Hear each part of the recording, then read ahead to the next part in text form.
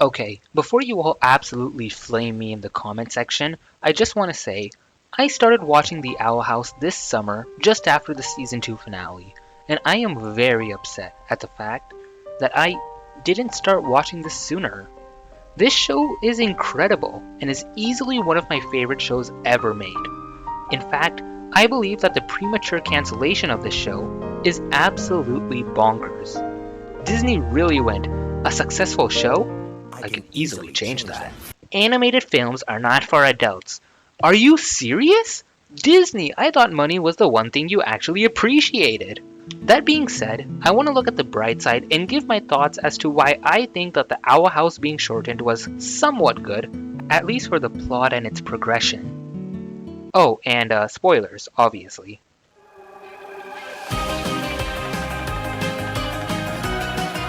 First things first, I got to address the obvious bad stuff that came out of this.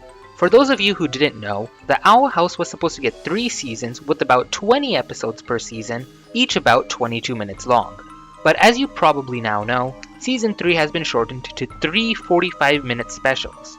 The pacing suffered due to this, as the writers had to stuff nearly 2 seasons worth of content into one, and this has led to some plot lines being extremely rushed, most noticeable in the season 1 and 2 finales, as well as leading to some big plot twists feeling pretty underwhelming as the show doesn't have time to dwell on them. Now, these sound pretty bad, and you might be wondering why I would start the video like this, but I truly believe that more good has come out of this shortening than bad, and I want to get this bad out of the way to focus on the good parts, which I will be doing now.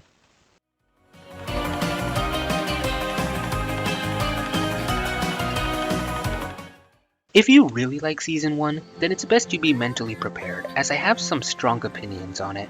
I don't hate it, it's just that I feel like it could have been better. How? Well, Season 1 feels a bit restricted, and this is because, for nearly the entirety of it, the story is focused on the relationship between the characters, mainly Luz, Ida, King, Amity, Willow, and Gus. You can also argue Lilith, but I would say she is more of a Season 2 character. Now, how is this bad, I hear you ask? Well, the coolest part about imaginary worlds, such as in the Owl House, are, well, the world. Look at shows like Gravity Falls and Amphibia, which go all out on the world building in the first season. The Owl House does this to an extent, but it feels like the viewer is forced to stay within a set boundary. Heck, the only time we ever get to see more of the Boiling Isles is in Once Upon a Swap, which for the most part is filler, Escape of the Palisman, and the last 2 episodes. This is upsetting because the Boiling Isles and the magic used in the show, it is so unique and interesting, but Season 1 doesn't focus on this until the very end. Now, isn't it good that the characters are first focused on before the show goes into more lore-heavy episodes? Well, yeah, but the issue with Season 1 is, a lot of the character interactions kind of go nowhere. There's a lot of focus on Gus and Willow in Season 1, but in Season 2 they kind of get pushed aside. Then, the other characters in Season 1, such as the detention track students, Tibbles, Sasha and her gang, especially this girl, characters who had episodic roles in Season 1 and seemed like they would be more important to the main story, become minor background characters. You can argue that they were always intended to be background characters, but I feel that too much was put into the characters for them to be relegated to that position. But who knows, we might see more of them in Season 3. The best way to summarize Season 1 would be slice of life adventures that are cute and fun to watch, and is great for the main character's development, but ultimately feel a bit episodic, and not enough for the main story. Keep in mind, I still really like Season 1, but compared to Season 2, oh boy. It is obvious that the constant, action-packed, lore-filled episodes of Season 2 are due to the shortening, but in my opinion, this really improved the series. The world was heavily expanded on. Characters relevant to the main plot had more screen time. And speaking of the characters, some of the newer ones properly introduced in this season, such as Amity's parents, Hunter, Kikimora, they're all crucial to the story and play major roles. The older characters also get some love, with the backstories of Ida, King, and Bellows being revealed. The magic is also explored more in the season, with Gus and Willow finding the power of their respective magic and the introduction of spell combinations. The best way to summarize Season 2? I would say it is very well made, with every single episode incredibly well balanced between lore, action, character development, and good old humor.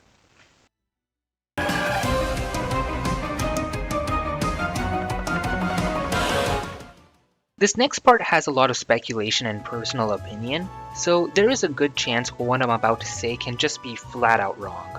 But I assure you that I have made do with what has been given so far, and that it is all in good faith. So one thing I saw a lot of people say after the Season 3 premiere were that parts of the montages would have been their own episodes had Season 3 not been shortened. Well, I argue that this episode was never supposed to exist. It is widely speculated that had the show gone on as normal, the Season 3 finale would have ended on the Day of Unity, with the Season 2 finale being the events of Hollowmind or even Yesterday's Lie. Now again, this is pure speculation, but the fact that Season 2 had such a breakneck speed in its story progression, as well as the line, "Maybe if we had time for 20 more adventures, but we don't," seemed to suggest that there were supposed to have been more episodes between Hollowmind and the Day of Unity. Personally, I can't see how the show would have gone from Luz and Hunter, traumatized, now that they know about Belos' plan. How everything and everyone around them were in grave, imminent danger, and that there wasn't much time left to save the ones that they care about. 2. Woo! Beach episode, yeah! Before the finale. Maybe the writers could have pulled it off, but I don't see how. And if this happens to be true, I am glad that the show took Season 2 progression to what it is now.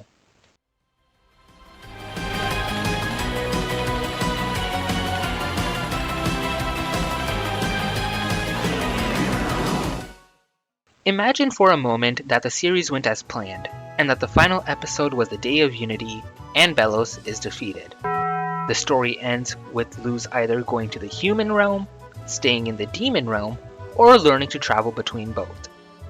Then what? If there is one thing fanfics have taught us, it is that we always want more.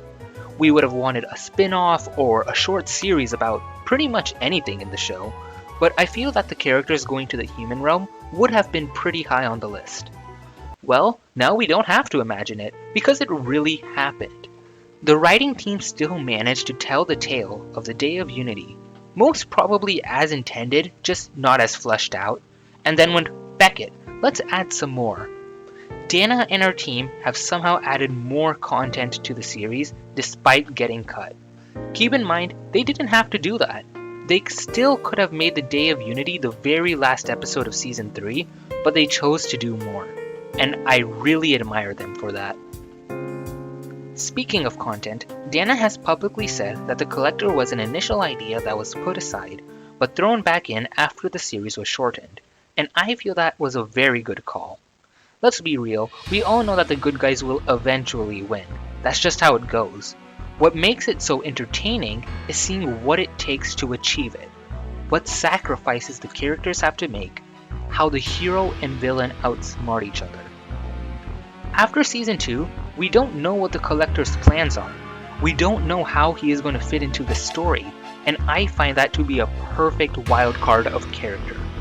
There is so much potential to him, and I really hope that the best is made of him.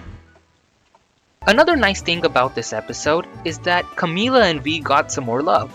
Before the Season 3 premiere, Camila was, well, not exactly the most liked character, and that's because she wasn't set up to be one. I won't go too in depth, as it might make for a good video, but she was seen as unjust in forcing Luz to go to camp, which technically started the whole thing and is also quite true. As for We, it is presumed that the initial Day of Unity would have used basilisks for the draining spell, which is why we get that one episode where a basilisk attacks the school. She's an imposter! And why they were being hunted by the Emperor's Coven. But since there probably wasn't enough time to set it up with everything else going on, V became who she is now. A lovable side character with amazing facial expressions. I mean, just look at this face of pure happiness. I don't think she will ever play a major role in Season 3, as the show has made it clear she didn't want to go back, but I'm happy with where she is. and with the series as a whole. Now, there is no way to ever know if what I said is true, but hey, that's the beauty of this video. You can't prove me wrong. You can only disagree with me in a constructive and respectful manner. And with that, I thank all of you for watching, and if you've made it this far, why not give it a like and subscribe? See ya!